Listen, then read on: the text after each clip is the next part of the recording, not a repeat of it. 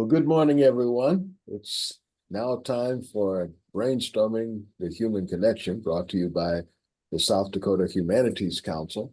My name is Lawrence Diggs, and I will be the host of this program today. And we will be talking about revitalization of language, in particular the Lakota language.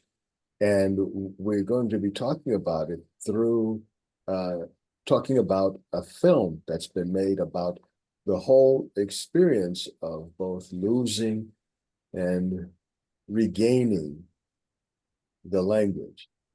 We've talked about language a number of times on this program, and it is very important because, for the most part, humans communicate through language. We have lots of other ways that we underutilize to communicate, but language is the one that gives us not only sort of a translation of what's in my brain to what's in yours and vice versa, but it also embodies in it, the language embodies in it a collective history and being of the people who speak that language.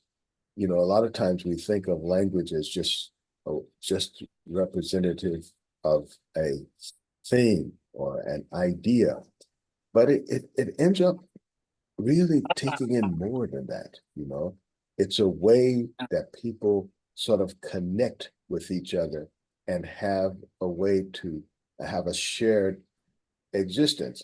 And so when the people lose the language that binds them together, there's a certain weakening of the infrastructure of the culture. And without regaining that, it's not to say nothing can be done, but it becomes a lot harder when you don't have those kind of connecting links. So we're going to be talking and diving into a language today, and we have with us George McAuliffe, who is a producer, co-director of a film called Oyate Woyaka, and it means the people speak. And we also have with us Stephen Newcomb, who is a producer. But before we get to George and Stephen, we're going to talk a little bit with Dolly Redell. And Dolly, hello, Dolly. Hello. It's so nice to have you back where you belong, you know. So Dolly is a fluent native and fluent speaker of the Lakota language.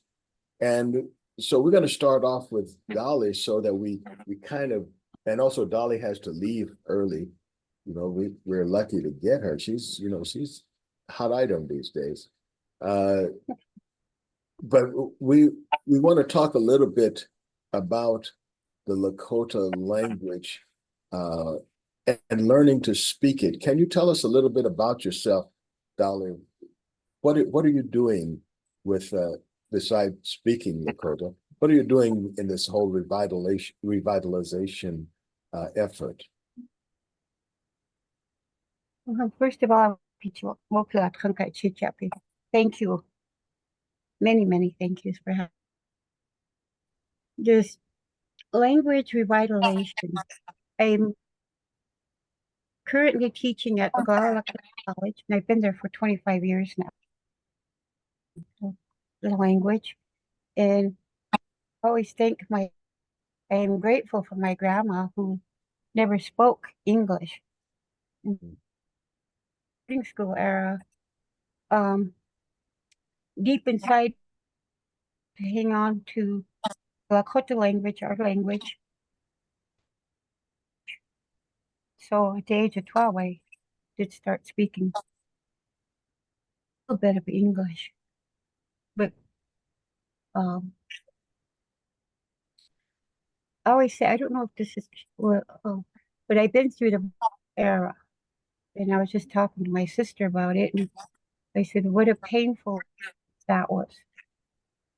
very traumatic. I said we grew up with PTSD. Uh, one thing through grandma, I regained my spirit back. It was almost taken from me, you know. Um,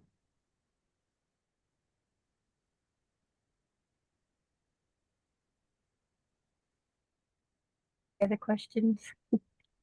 Yeah, yeah. Well, Okay. I'm interested in what you're doing now as far because you're a teacher of the language. Can you talk to Yes. us a little bit about, what goes into the teaching? What are you trying to accomplish as a Lakota teacher? What are you trying to accomplish and how are you trying to do that? My prayer is to um, all the young people have them start to learn their language.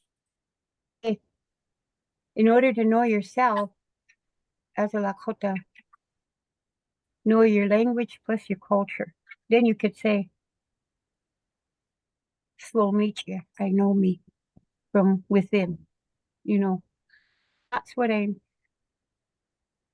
hoping to establish in every that comes, or any young person not wanting to learn. I said, you always have to have the want to from within. You'll be able to start Mm. speaking and You wanting meant, I'm sorry, you said speaking in, to want culture also. They go hand in hand. right. So in talking about culture, it's one thing to learn a language. There are practice drills and practice conversations and all of the technical stuff. But as you mentioned, it's also about culture. Can you talk to us about how you teach young people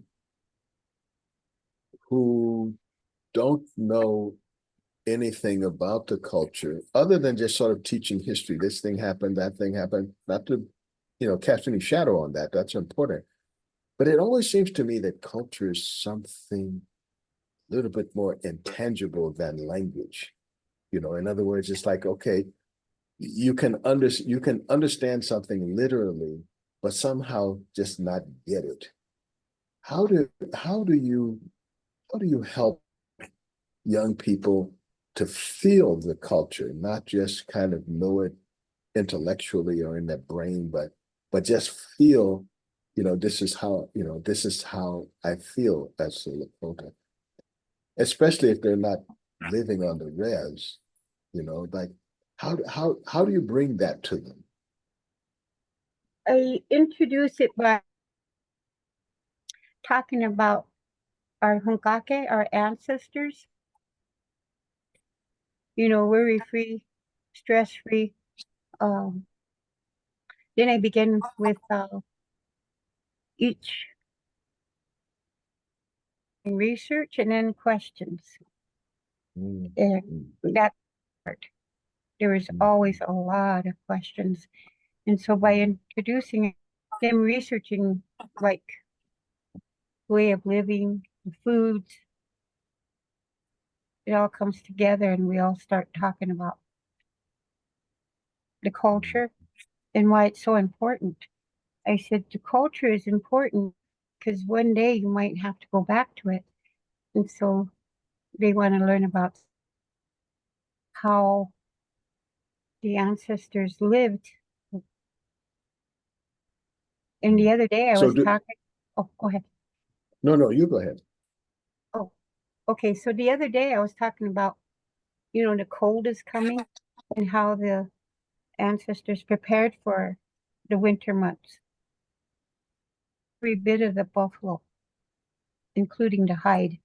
And so that's used to make their tipastola, or which is called teepee today. Anyway, they for covering, and then they have it on the floor like a carpet, and that's thick. And then they also cover with it because it's very heavy. And they said, One of oh no, go ahead. no, I'll let no, you. no, I'm stepping on you because there's a delay, and then I think you're stopped speaking, but then you haven't. It's just that Oh, I the know. technology stops, and then I think you're stopped. Go ahead. No, if you have any questions, go ahead. Okay, so what I was trying to get at is let's take the buffalo, okay, the buffalo rug. Okay, so they're saying that hey, this is a buffalo rug. We use that to keep um, warm. This is how we prepare it. I call that kind of like technical culture. In other words, it's literal culture. This is some things we can put on a map or write in a book, shoot a film or something. But there are some things that are cultural. Like, for example, if you lay on a buffalo rug, it has a certain odor. It has a certain smell to it. And all of that becomes kind of the ether, or to use an unfamiliar word, milieu, the kind of space that you experience the culture, the context in which you experience it. So it's not just the smell of the buffalo rug. It's the subtle little gestures that people make, the habits that people make, the way that they communicate, all those subtle little things that somehow without that context, it can make people think that they know the thing, but not, you know. I, I don't know if that makes any sense to you, but it seemed like it might because you grew up in it and you might be able to see the distance between like when you tell some young person something, but they didn't experience the thing. And so there's a sense in your brain that you understand the thing, but you don't really get it because you're not in that, you don't have all of the other stuff that goes with it. It's like getting the potatoes, but there's nothing that sticks them together, or there's no gravy, you know, Mhm. or getting a salad, but there's no salad dressing, it Okay. doesn't. So I'm wondering how is there a way, or do you think is it even important to help young people have that kind of experience in order to say, they get the culture? Okay. So then we talk about connection. There's the we're related to, we're all related, everything. Mm, Plants, the trees, the rocks, everything. mm, And so in order to get that connection, there's a buffalo harvest that goes on, and they can go and watch the buffalo be, being taken off, and also the hide to dry and um, scrape all over off of it and dry it that way. Koya would be to, if I can't the word, Koya is to take everything like canning them so they can have clothing. So that you talked about the smell. That would be mm, between you and the buffalo spirit. mm, So that's how everything goes. mm, Like even walking out, walk outside barefooted, you immediately feel the connection with grandmother earth. mm, And so your daily students is the minute you open your eyes, you say your prayer and you look out and you can name everything that's out there. Like I love trees. So I could say Tranghe. And that's the ice in your nasula or in your brain, and it'll keep rolling day long. So everything that you say, you see um Kota and begin to clearly understand everything, including you, the mm, language, the culture. mm, mhm. Yeah. Okay. And Lawrence, can I add one thing to that? Because I know Yeah, from sure. speaking with Dolly, that is her dream is, and she does do a sewing circle where she gets young people together and they can see the culture being lived. And that is Dolly's dream, is to have that experience teaching the language. Because the school is fantastic and she does such great work, but there's limitations within the classroom setting. So I know Dolly has expressed to me that she would like to be more hands-on, and she also lives her values, like how giving she is and how compassionate she is, and the humor that she brings, and all those things you can see when in the sewing circle. And it's really just a beautiful, like, full of life setting. And I know she wants to do more of that style of teaching and bringing it back to life that way. Okay. I had a feeling that there was more to Dolly than she was letting on. I didn't want to So anyway, let's bring in the film now, and the makers of the film, George McAuliffe and Stephen Newcomb, are with us. Greetings, guys. Can you kind of introduce yourselves too, and talk a little bit about what brought you to the movie, and what you bring to the movie? Sure, I'll start because I'd like to also acknowledge Lexi Bryant Highhorse, who's the co-director, producer, and that's my uncle. So that was the person who started the idea of the film. And Bryant, it came through his prayer, what he's observed, what he's done for the last, 40 years trying to revitalize language. And we had a phone conversation, and he knew I worked in television and film, and comedy, so it's not documentary background until now. Now I have a little bit of one, but and he said, my vision is to make a documentary because of where the language is at, what the language holds, how it doesn't get a lot of national attention, and it's an oral way of communicating, so it kind of fits the culture in a really great way. So we started this journey of figuring out how to make a documentary film based on that conversation, and met all these great people like Dolly and Steve, who has been a part of it since the very beginning. So that's my role, and I'll give it to Steve to introduce himself. Well, greetings, everyone. Want to reach out to each and every one of you watching this this recording or this podcast.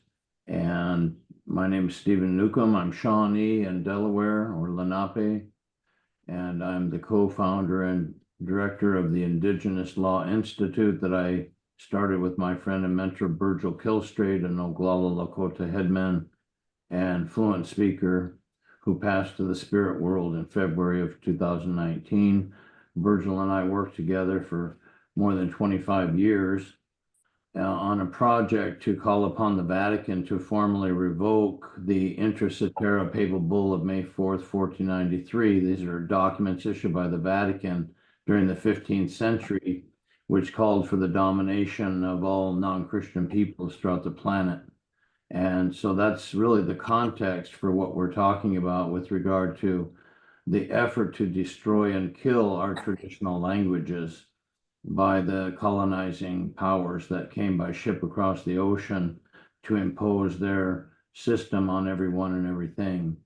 And so I appreciate being here, and I appreciated being able to be part of the documentary. I have such tremendous admiration for Bryant Highhorse and George McAuliffe, and what they've managed to put together, what we all put together as a team in terms of the outcome of a gorgeous, amazing movie. But again, it's not about losing, quote unquote, losing a language when a system attempts to destroy and kill what has been existing for thousands and thousands of years, that has been evolved over countless generations in terms of insight and understanding of all life. And that's really what is found in the Lakota language and all of our traditional languages. So,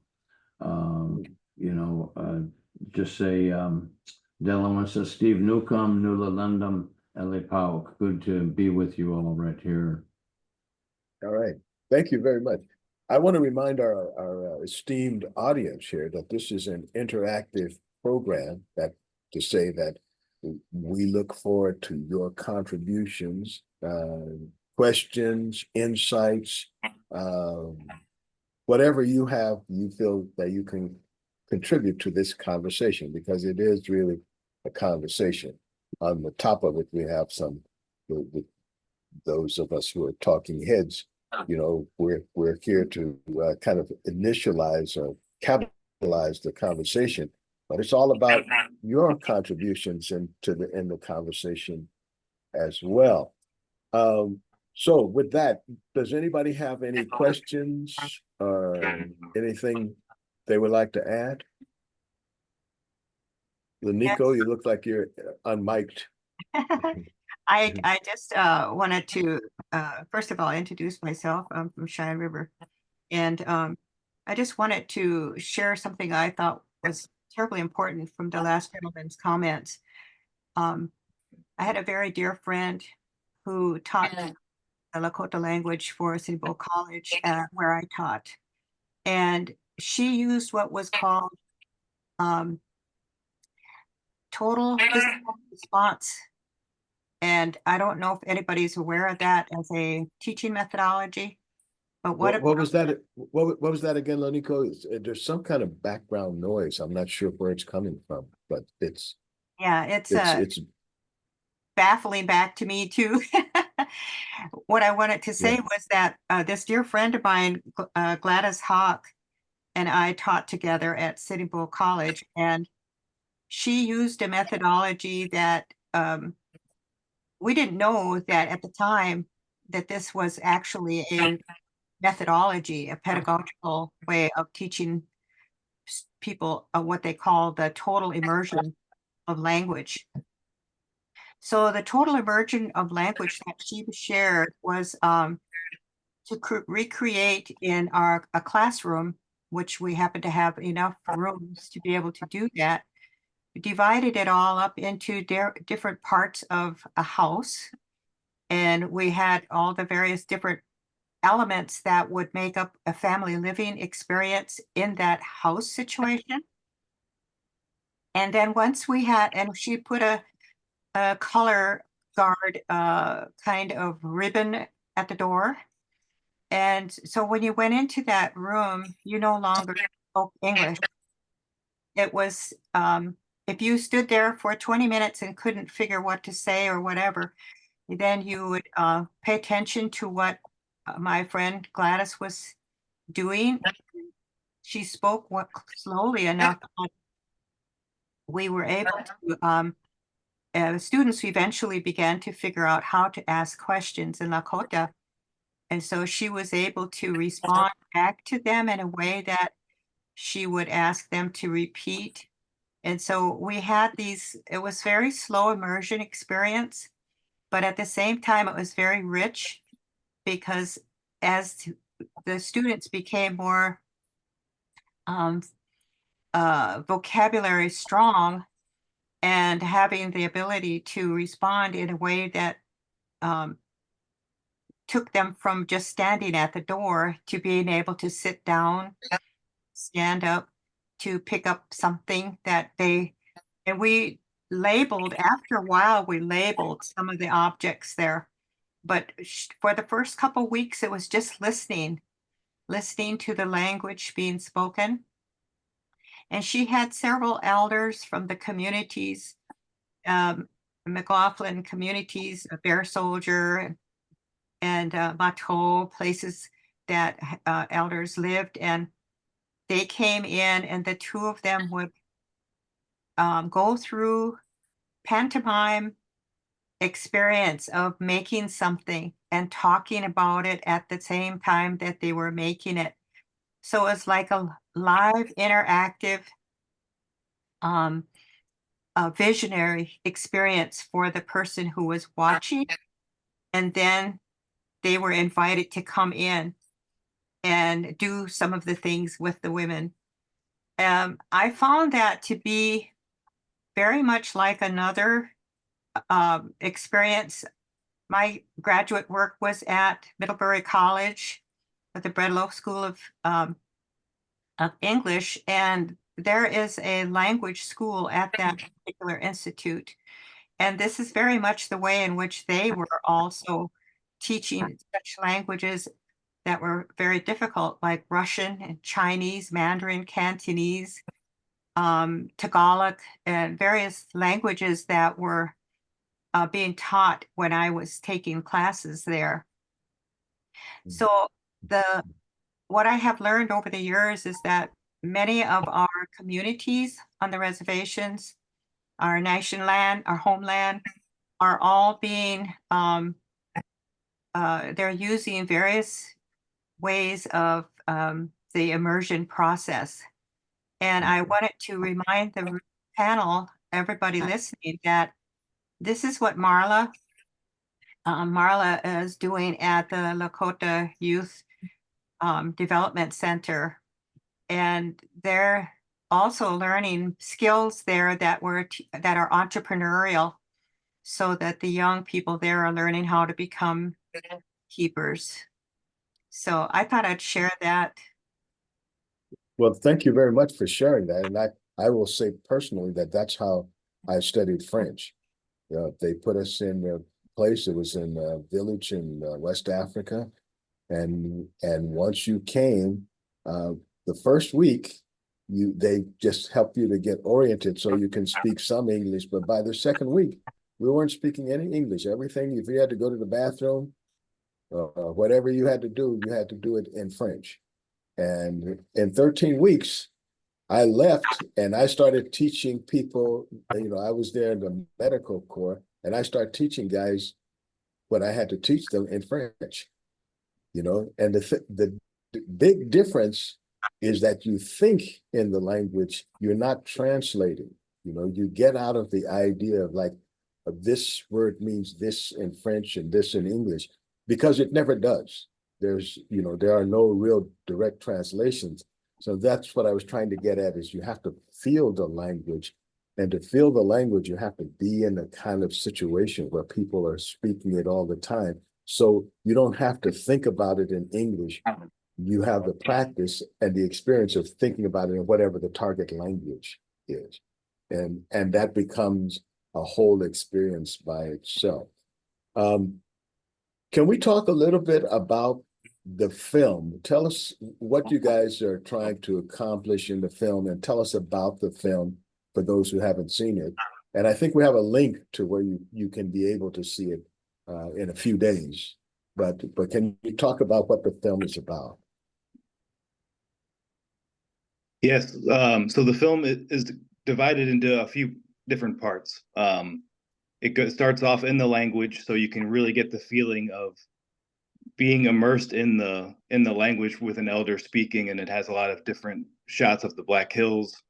And then we kind of interrupt that with the history and where it's at today.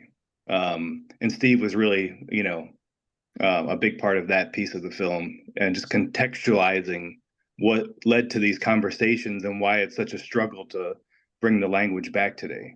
So we go into that history, and then we go into some of the things people are doing in the community. Sage Fast Dogs Immersion School, and Rosebud, Dolly and Bryant teaching, and then just elders sharing their ideas of what can be done to bring the language back and best practices. And it's called The People Speak because there's just a variety of different thoughts and opinions about what that is. And rather than arriving on what is the answer, it's just trying to expose a lot of possibilities. And I appreciate the person who just shared. That would be an ideal setting to do it. So thank you for sharing that. And then we kind of go into visions for the future and what people see, where they see this going, and as these children and people who aren't even here yet on Earth are going to be brought into the world, and what is going to be there for them. So it's just a combination of those different things mixed with the language being spoken. Mm-hmm. Steve, did you have anything you wanted to add to that?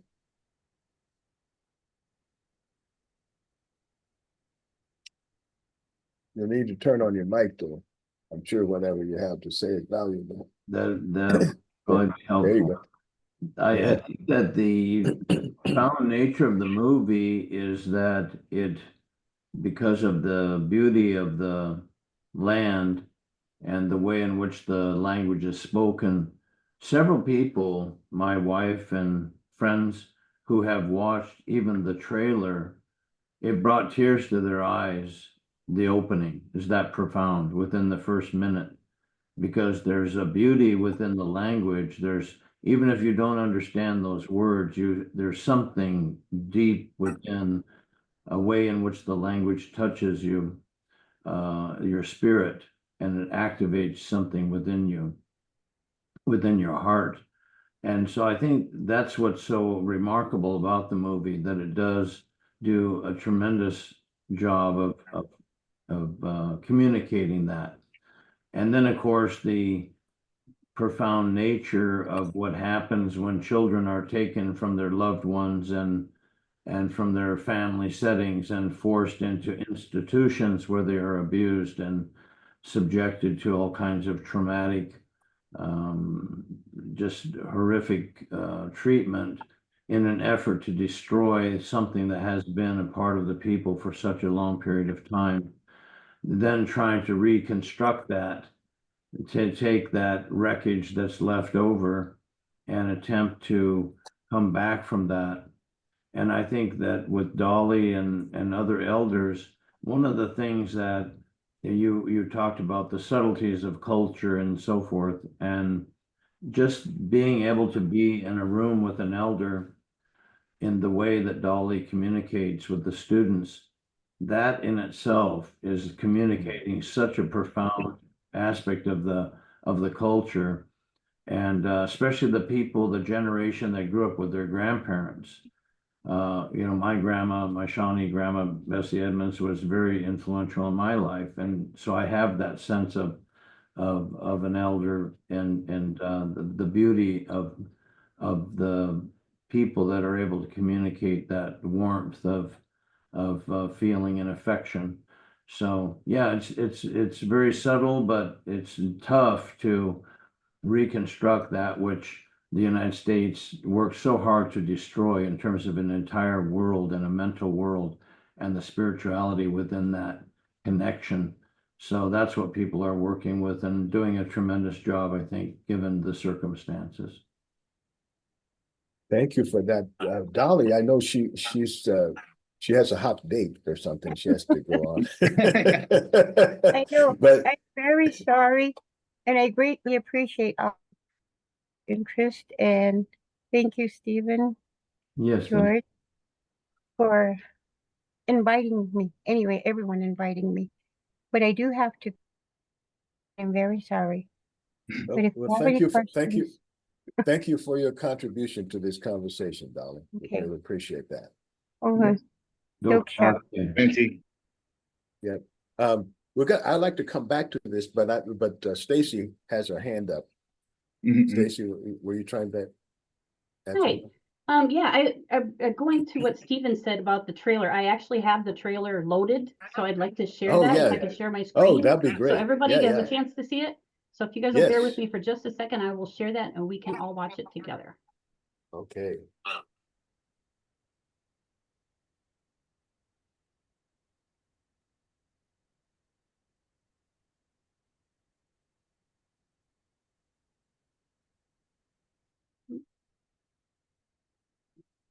Hang on, technical difficulties.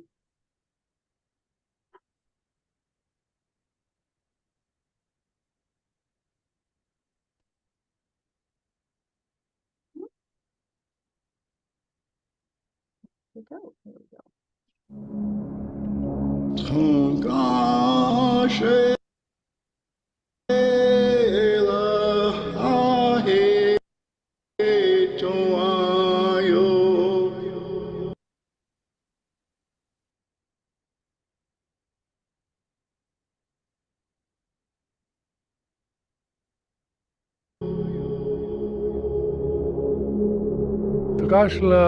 תקשלה, לכל אפיקלה, ונה חדלها אפקו, אפחדנה, אותך כבאוהינה שיב, אותך ככה ta kane chukopshniki la kol eapikele oganuni pikte na hechel on chipshni to gashla.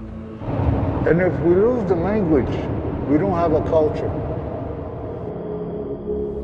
The first boarding school, the first one that sought to break the Indian from his language.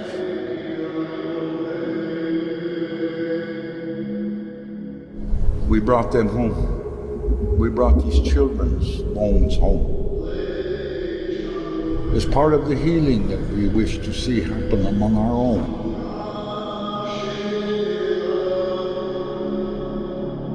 That language, how we talk to ourselves, is what is healing us. It's healing to us that way. I see, and that's the ray of light. Once you start talking, they will begin to see that ray coming. It's coming up above the hill now.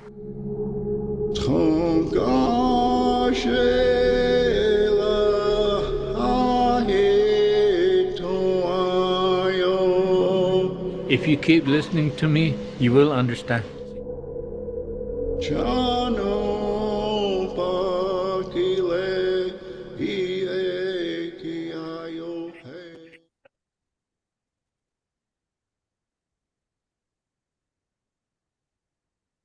Thank you for bringing that to us, Stacy.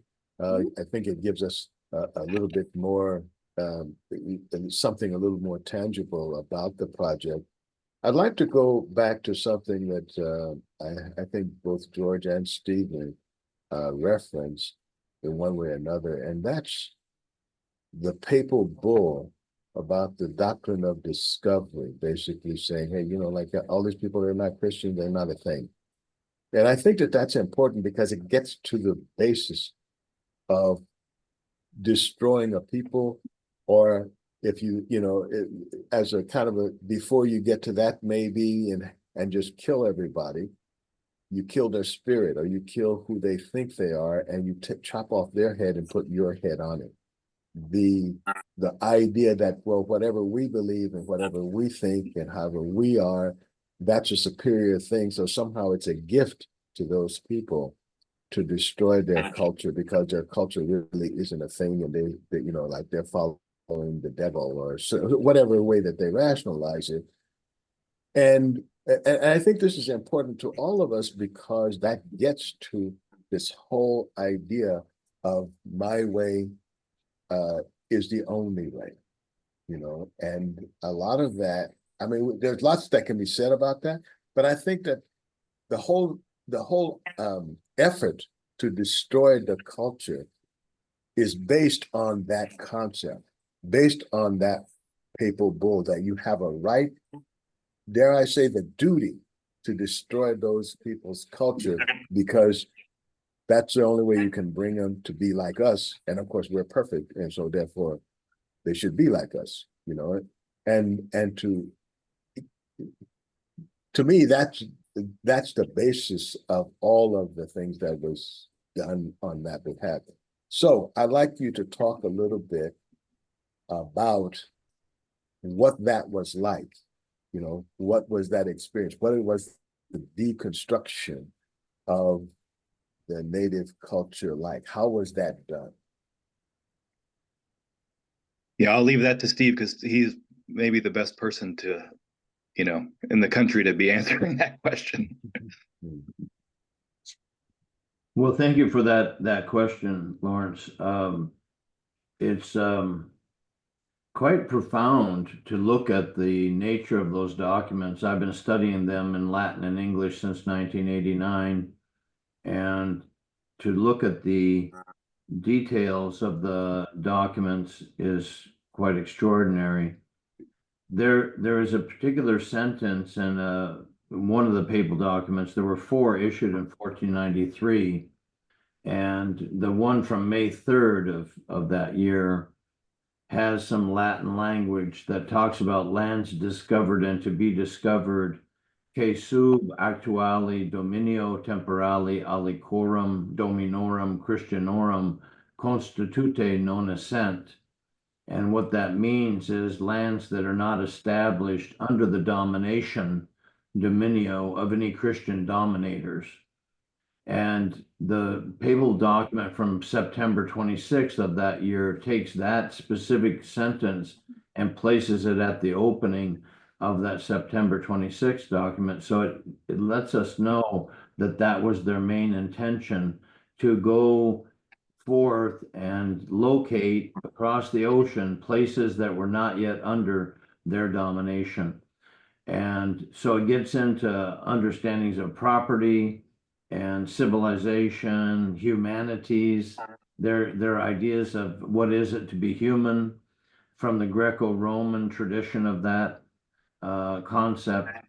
And when you get into all of that detail, and you find out that the U.S. Supreme Court in 1823, in a ruling called Johnson and Graham's Lessee versus McIntosh, used the Vatican papal documents, the patterns of domination in those documents, to say that the United States has an ultimate dominion over all the land, and the native peoples, the original nations and peoples, or as Chief Justice John Marshall put it, natives who are heathens only have a right of occupancy, given that the United States is claiming the ultimate dominion, meaning a right of domination over everyone and everything. That's the framework in a nutshell that is used by the United States government.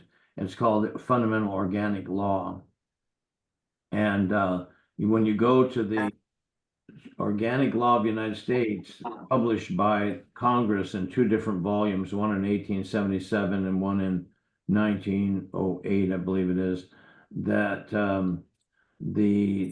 what you find is that the Vatican Papal Bull of May 4th, 1493, in Latin, only in Latin, not in English, is published in that volume by Congress, and or ordered published by Congress. And then also the various charters of England and so forth. So those colonial documents are traced back to this idea that Christians and Europeans can come from distant lands and have a superior right to everything because they set themselves up in that way. I mean, it's a rigged game, right? So that's I mean, there's so much that can be said, but that's in my book, Pagans and the Promised Land, Decoding the Doctrine of Christian Discovery, and our documentary movie, The Doctrine of Discovery, Unmasking the Domination Code, directed by Sheldon Wolfchild, based on my book. We cover a lot of ground within those two works. So yeah, it's Excellent. detailed. Yes. Anyone have any other comment, questions? Anybody? I do. Go ahead. Go ahead, Leniko. And then Vicky had one too, I think. Go ahead, Leniko. I'm not familiar with this work that Mr. Newcomb is sharing, but my question was, how did this get into the school system that we have the kind of structure that we do for public education? Because that's where the young people are indoctrinated into this kind of experience. You mean, how do we teach about the doctrine of discovery and all of that? When we're talking about our future, the comments always go back to the children are our future. And when we have a mindset in the way in which the American mindset has been established by the practices of governance, how did this begin to become a part of the public education system? The papal bull, you know. Go ahead, Steve. Ask a clarifying question. When you say how did this begin, what are you referring to by this? What do you mean by what are you referring to? Just so I understand your question a little more clearly. What I'm gathering is that there is a steps to how these papal bull documents have evolved so that they touch the masses of people. So each of those steps participate in how our mindset has been shaped. Yeah. So this is that's what I'm getting at, is trying to figure out how we can open that particular area of inquiry for our education system. Right. Well, if you look at the Capitol Dome in South Dakota or any of the capitals, you'll see the dome shape is symbolic of that domination system. And the key vocabulary, civilization, state, sovereignty, ascendancy, dominion, property, and empire, are all terms of domination, which are woven into the fabric of quote unquote American culture. And the word America is Ame and Rika combined together. Ame is love, it's a command to love, and Rika is riches and wealth. So it's the love of riches and wealth, where profit and profit making at the expense of everyone and everything in the effort to maintain domination is the central focus. And so the patterns that of abuse and domestic violence and you name it, whatever symptom you want to call attention to, is an effect of, in my view, of this domination coding that's embedded within English, more than 60% of which comes from the Latin language of the Roman Empire. So it's very profound, and it's not well known. And I think the more that we can begin to explain it and move toward the type of orientation toward life that you find embedded encoded within the traditional languages of our nations and peoples, it teaches people a whole different orientation toward one another and toward life. Such as, lastly, I want to say the sound laws, that most people don't know that that's a sound that communicates deep affection. So la kota, it's in there. Wopi la, a word for thank you, it's in there. Tunkashi la, that la sound is that deep affection that's structured into the language. And it's really the way in which the language is oriented toward life.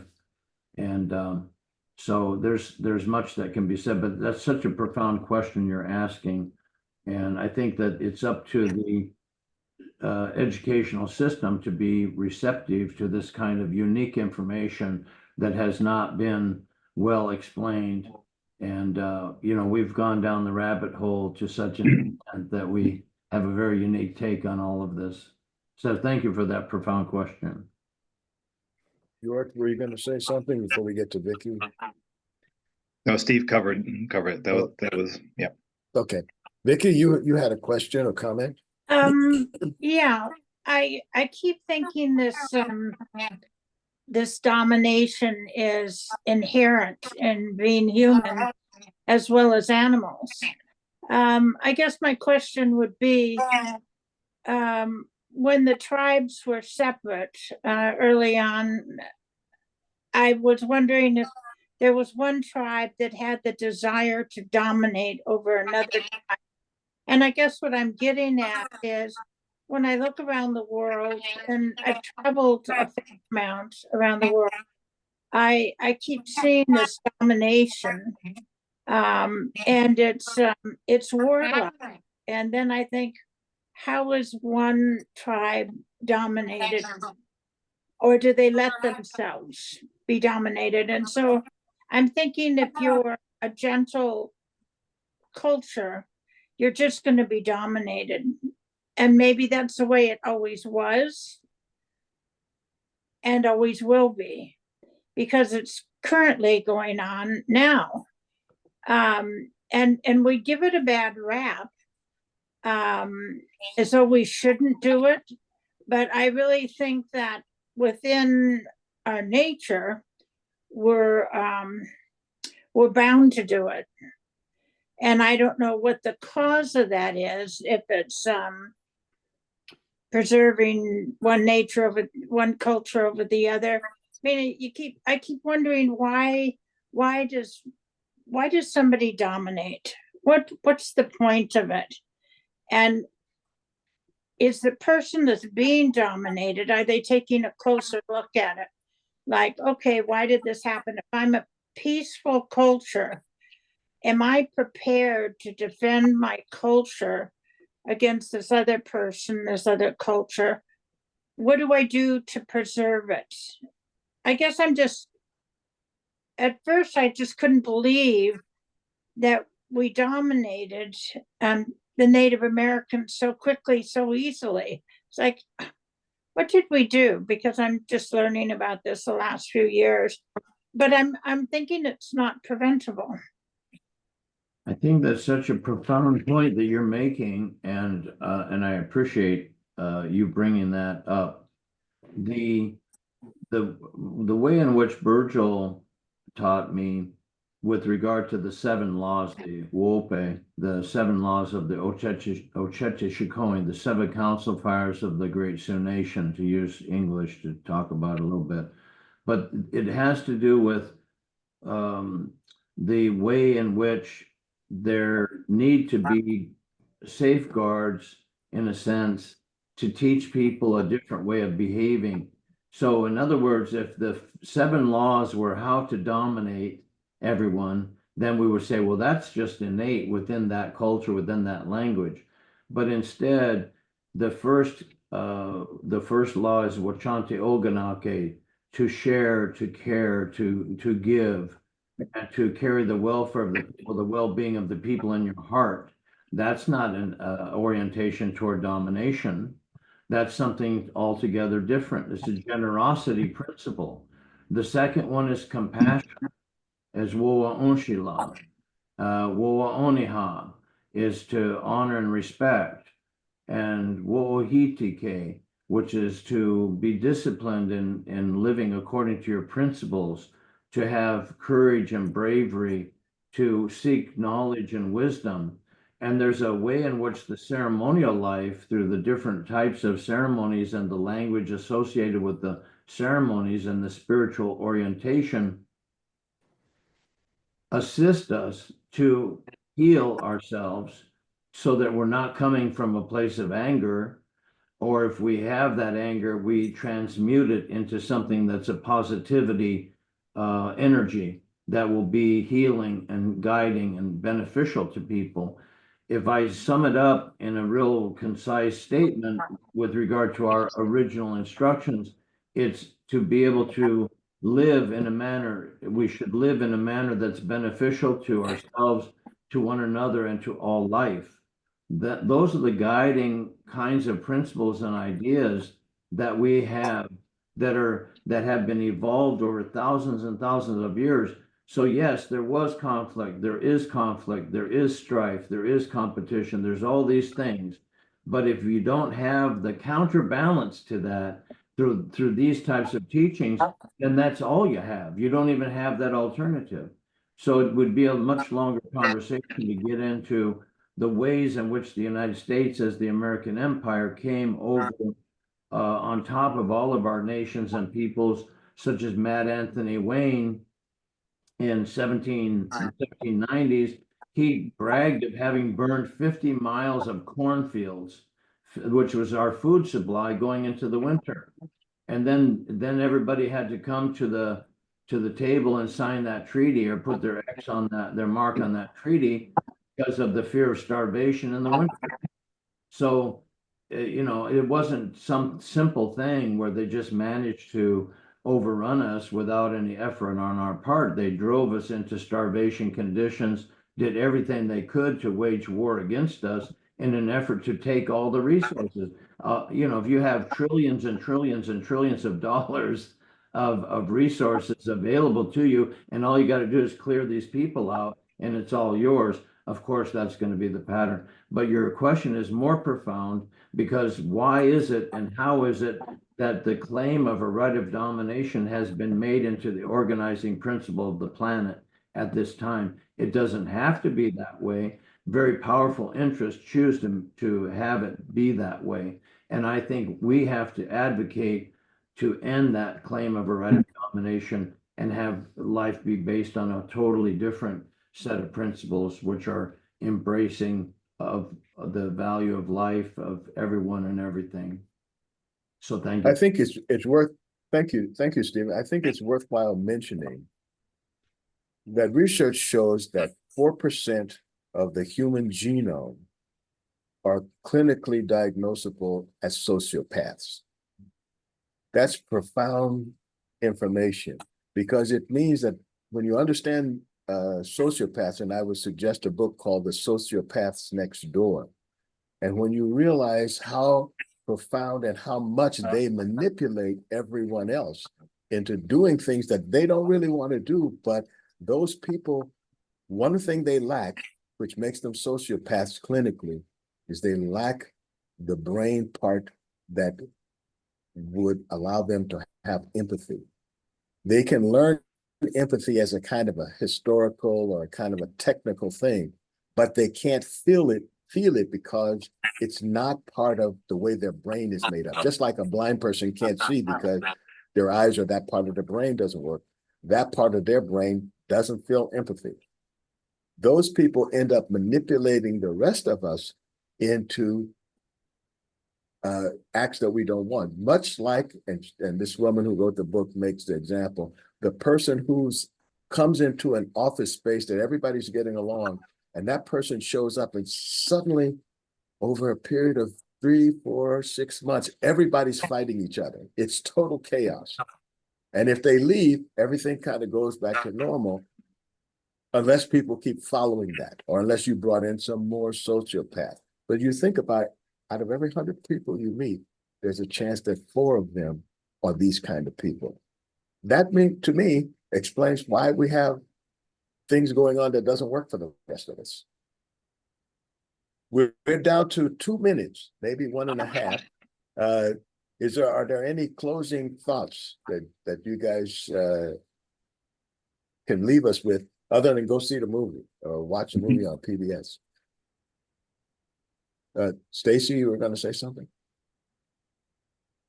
Yeah, I was just gonna say to both George and Stephen, I appreciate that in this film, one of the things that stuck out to me as a documentary, that this is different from so many other documents about Lakota culture, and that this one is so absolutely positive.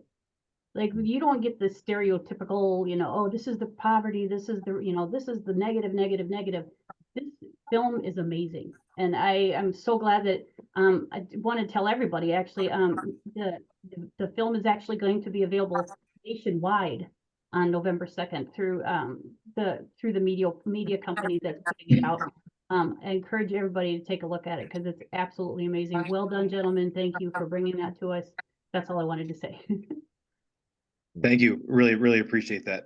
That's what I would think. I would like to just leave with that idea of this culture, the Lakota culture that we're putting on display in this film, and how it's been put into these corners of the state and the country and just kind of ignored or twisted into the symptoms that it shows from this centuries of domination and the negativity that gets put on display. So this is positive, and these ideas are worth considering. And it's not necessarily that it's human nature, like you were both saying, it's the nature of a few people who have a lot of power. So we want to bring these ideas back, and I think they'll connect to everybody. And it is such a positive thing that I'm grateful, it changed my life to be a part of this film. So I hope it can touch other people the same way. Thank you very much for the opportunity, and I hope everybody has the opportunity to watch the movie and benefit from it. It's a beautiful work, and I really appreciate George and Brian for bringing it to fruition. So thank you very much, Wanishi. Well, that brings us to the end of our program. It's now 11:30, and we thank everyone for joining us. We hope you'll join us next week, same time, same station.